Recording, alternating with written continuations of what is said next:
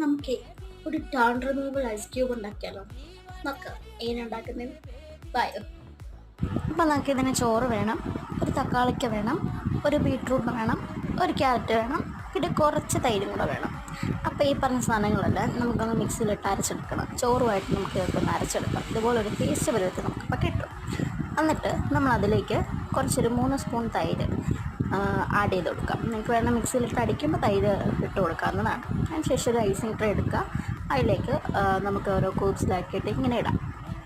എന്നിട്ടൊരു 2-3 മണിക്കൂർ നമുക്കൊന്ന് ഫ്രീസറിൽ വെച്ച് ഒന്ന് കട്ടയാക്കാം. അത് കഴിയുമ്പോൾ നമുക്കിത് ഇങ്ങനെ ഒരു ക്വാണ്ടിറ്റിയിൽ കിട്ടും. അത് കഴിഞ്ഞത് ഇതിനൊരു ക്യൂബ് എടുക്കുക. നല്ലപോലെ നമ്മുടെ മുഖത്തൊക്കെ ഒന്ന് മസാജ് ചെയ്ത് കൊടുക്കുക. മുഖത്തും ചെവിയിലും നമ്മുടെ കഴുത്തിലും കയ്യിലും ഒക്കെ നിങ്ങൾക്ക് അപ്ലൈ ചെയ്ത് കൊടുക്കാം. നല്ല തണുപ്പുണ്ടാവും കേട്ടോ. നല്ലപോലെ അത് മുഖത്തൊന്നിട്ട് സ്ക്രബ് ചെയ്ത് നല്ലപോലെ ഒന്ന് മസാജ് ചെയ്ത് കൊടുക്കാം. അത് കഴിഞ്ഞിട്ടുള്ള റിസൾട്ടാട്ടോ ഇത്.